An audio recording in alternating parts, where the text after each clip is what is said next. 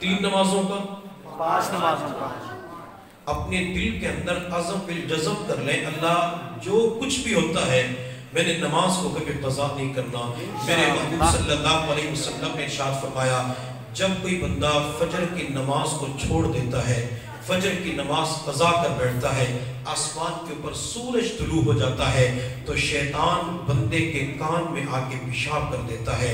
اور دوسری روایت نبی علیہ السلام نے ارشاد فرمایا جو بندہ فجر کی نماز کو چھوڑ دیتا ہے، فجر کی نماز کو قضا کر دیتا ہے تو شیطان اس کے منہ میں آ کے پیشاب کر دیتا ہے۔ یہ بات میری نہیں، میرے استاد اور پیر کی بات نہیں ہے، اور یہ بات میرے محبوب صلی اللہ علیہ وسلم کی ہے۔ میرے محبوب کا فرمان عظیم الشان، نہ تو شیطان نظر آتا ہے نہ شیطان کی حرکت نظر آتی ہے، لیکن میرے پیغمبر کا فرمان سر آنکھوں پہ، میرے پیغمبر کے فرمان میں 100% صداقت پائی جاتی ہے۔ آپ نے فرمایا تو شیطان یہ حرکت کرتا ہے، اس کا اثر کیا ہوتا ہے؟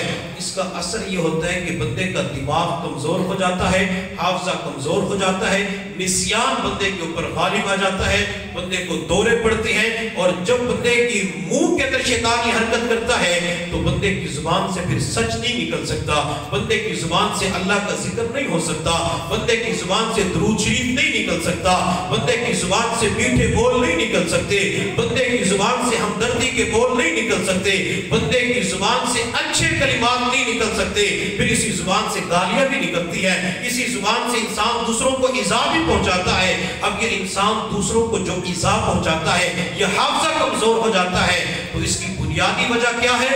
بنیادی وجہ یہ کہ اس بندے نے فجر کی نماز کو قضا کیا ہے۔ تو نمازوں کا اہتمام کریں گے۔ نبی علیہ السلام نے تیسری بات ارشاد فرمائی کہ نیک بیوی مجھے بہت پسند ہے۔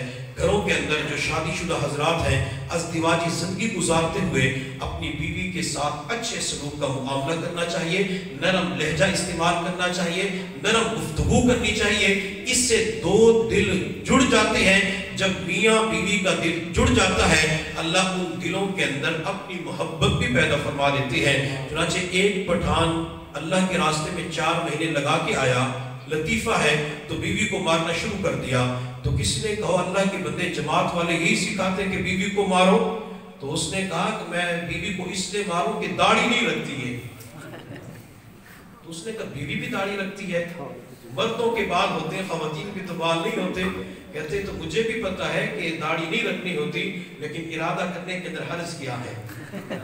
کم از کم ارادہ تو کرے، ارادے پر نیکی ملتی ہے۔ تو مجھے کچھ چہرے نظر ایسے آ رہے ہیں کہ جن کے چہروں پہ داڑھی نہیں ہے۔ رات کا وقت ہے، رات کا آخری پہر شروع ہونے والا ہے۔ نبی علیہ السلام کے عشق کے اندر یہ مجلس رکھی گئی ہے۔ نبی علیہ السلام کی مجلس کے اندر محفل کا انعقاد کیا گیا ہے۔ وہ حضرات اپنے دلوں کے اندر یہ عزم بالجزم کریں کہ اللہ آج کے بعد تیرے پیغمبر کی سنت کے اوپر بلیڈ نہیں پھیریں گے، اللہ آج کے بعد اپنے چہرے کے اوپر تیرے محبوب کی سنت کو سجائیں گے۔ جو میرے محبوب کی سنت کو سجانے کا عزم کر لیتا ہے تو اللہ تعالیٰ کی غیبی مدد اس کے ساتھ متوجہ ہو جاتی ہے۔ میں آج کی مجلس کے اندر ایک حدیث بیان کرتا ہوں، میرے محبوب نے بتلا دی، چونکہ میں نے داڑھی کی بات کی ہے، داڑھی رکھنا پیغمبر کی سنت ہے۔ جو اس داڑھی والی سنت کو زندہ کرے گا تو میرے محبوب نے فرمایا اللہ اسے 4 انعام عطا فرمائیں گے۔ پہلا انعام، اللہ اولیاء اللہ کے دلوں میں، ولیوں کے دلوں میں اس کی محبت ڈال دیتے ہیں۔ ایک ہوتے بندہ ولیوں کے ساتھ محبت کرے، اور دوسرا کہ اللہ کا کوئی ولی اس سے محبت کرنا شروع کر دے۔ داڑھی رکھنے کے اوپر اولیاء اللہ اس سے محبت کرنا شروع کر دیتے ہیں۔ اور دوسرا میرے محبوب صلی اللہ علیہ وسلم نے فرمایا اللہ تعالیٰ اس کے رزق کے اندر کشادگی فرما دیتے ہیں، رزق وسیع کر دیا جاتا ہے۔ اور تیسرا انعام میرے محبوب نے فرمایا اللہ اسے دین کے اندر مضبوطی عطا فرما دیتے ہیں۔ اور چوتھا انعام میرے محبوب نے فرمایا اللہ تعالیٰ فاسق و فاجر لوگوں کے دلوں کے اندر اس کا روب بٹھا دیتی ہیں۔ یہ تو 4 انعام ہو گئے، اور 5واں انعام میرے محبوب نے بتلایا جو میری سنت سے محبت کرتا ہے وہ مجھ سے محبت کرتا ہے۔ وَمَنْ أَحَبَّنِي كَانَ مَعِي فِي الْجَنَّةِ، اور جو میری سنت سے محبت کرے گا، داڑھی سے محبت کرے گا، تو یہ بندہ جنت کے اندر میرے ساتھ ہوگا۔ सुभान फैसला अल्लाह। उन लोगों के ऊपर है जो दाढ़ी कटाते हैं कि हमने जन्नत के अंदर पैगंबर के साथ रहना है या दाढ़ी काटने वाले लोगों के साथ रहना है।